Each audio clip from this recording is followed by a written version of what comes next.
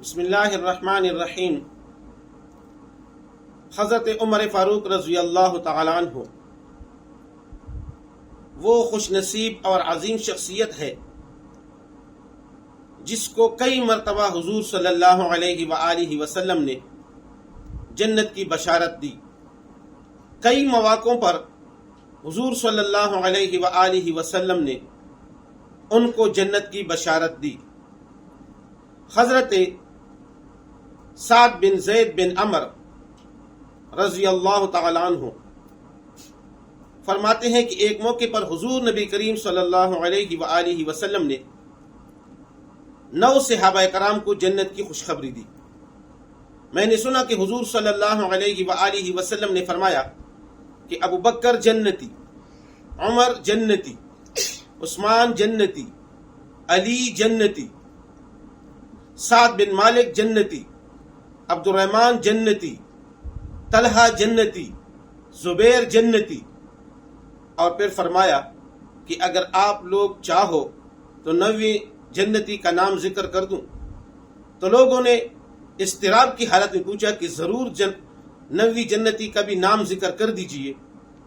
تو حضرت سعد بن زید رضی اللہ تعالیٰ عنہ نے فرمایا کہ وہ 9واں جنتی میں ہوں، یعنی سعد بن زید۔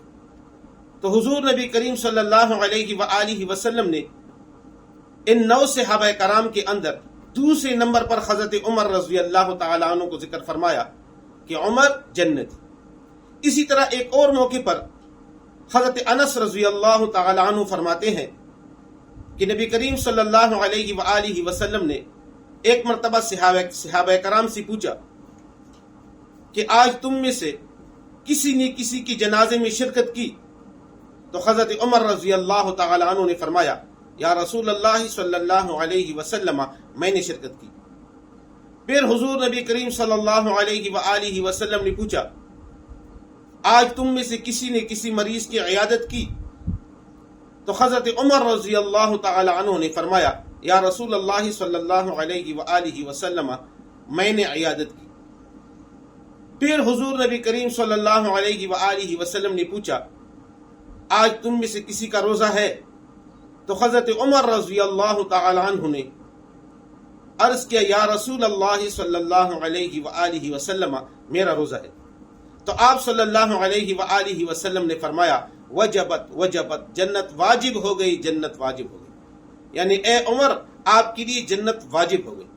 تو لہذا حضرت عمر فاروق رضی اللہ تعالی عنہ وہ خوش نصیب انسان ہے جس کو کئی مواقعوں پر حضور نبی کریم صلی اللہ علیہ وآلہ وسلم نے جنت کی بشارت دی ہے۔